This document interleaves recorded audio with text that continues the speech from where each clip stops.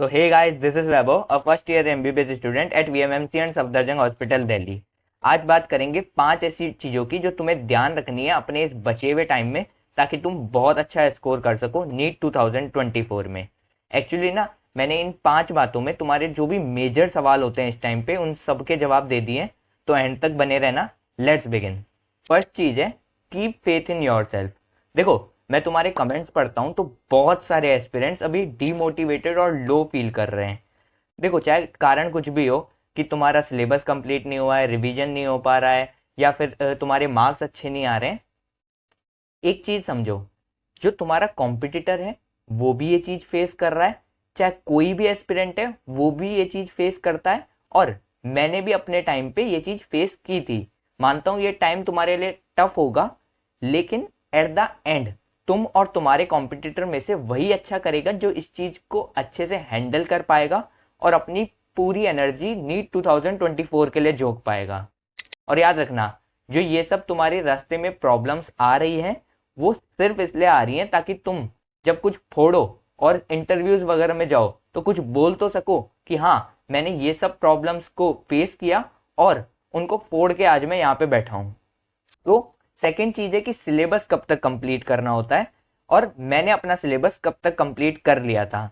तो मैंने तो अपना सिलेबस अराउंड मिड फेब तक कंप्लीट कर लिया था, और मैं तुम्हें भी यही बोलूंगा कि तुम मैक्सिमम मिड मार्च तक अपना सिलेबस कंप्लीट कर ही लो, ताकि तुम्हें 1 से 1.5 महीना मिल सके रिवीजन और मॉक टेस्ट देने के लिए।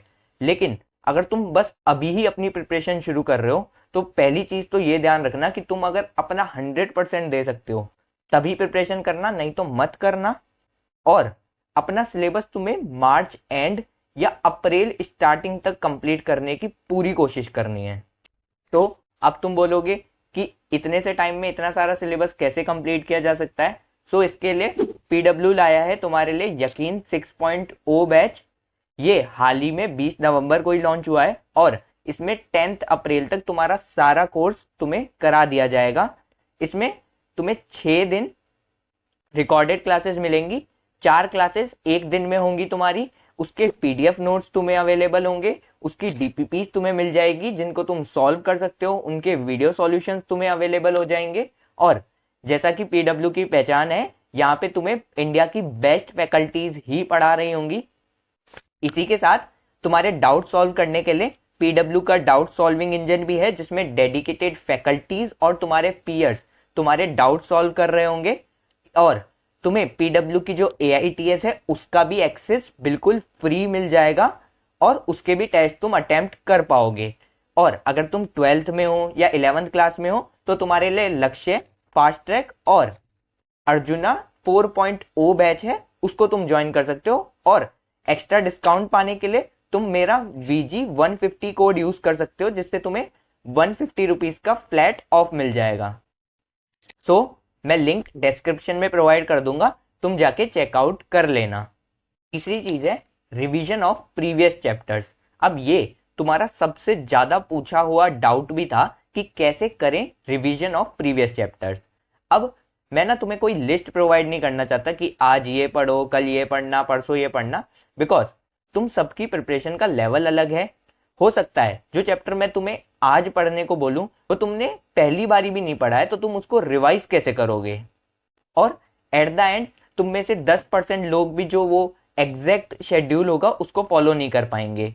इसलिए मैं तुमको एक टेक्निक बताता हूं, उसको तुम फॉलो कर सकते हो अपने अपने हिसाब से मॉडिफाई करके।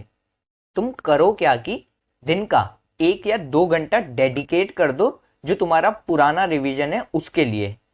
अब तुम रिवाइज कैसे करो, तुम एक लिस्ट बना लो जो कि इस तरह की कुछ होगी, या इसका ही प्रिंट निकलवा लेना, और 4 लेयर्स में रिवीजन करो। पहले चैप्टर को एनसीईआरटी और अपने नोट से रिवाइज करो, और उसी टाइम उसको कंसाइज कर देना। मतलब अपने रिसोर्सेस को तुम कंसाइज करने की कोशिश करो, उनको रिड्यूस करने की कोशिश करो, और एक तरफ इकट्ठा करने की कोशिश करो। अगले दिन तुम्हें उसके पीवाईक्यूज और क्वेश्चन सॉल्व करने हैं, और तीसरे दिन जो उन क्वेश्चंस में गलतियां की और जो तुम्हारे कंसाइज एनसीईआरटी और नोट्स थे उनको रिवाइज करना है। और उसी के साथ तीसरे दिन तुम्हें अगला चैप्टर भी फिर इसी तरह से शुरू कर देना है। फोर्थ लेयर जो होगी वो होगी तुम्हारी मॉक टेस्ट के थ्रू रिवीजन। तुम्हें मॉक टेस्ट के थ्रू रिवीजन करना है, जो भी अपनी गलतियां हो उसको सुधारना है और आगे बढ़ना है। और हमारा फोर्थ पॉइंट भी यही है कि तुम्हें मॉक टेस्ट के थ्रू रिवीजन पे फोकस करना है। ये वन ऑफ द बेस्ट तरीका है रिवीजन करने का एट एंड टाइम पे। भले ही तुम अभी मॉक टेस्ट के थ्रू रिवीजन मत करो, लेकिन मिड फैब या तुम मार्च की शुरुआत से या जैसे ही तुम्हारा सिलेबस कंप्लीट हो उसके बाद से रोज एक फुल मॉक टेस्ट दे सकते हो और उसमें अपनी जो भी गलतियां हो उसको रेक्टिफाई करते चलो। और जो फिजिक्स और फिजिकल केमिस्ट्री होती है उनमें शॉर्ट नोट से रिवाइज करने पे बहुत फोकस करना।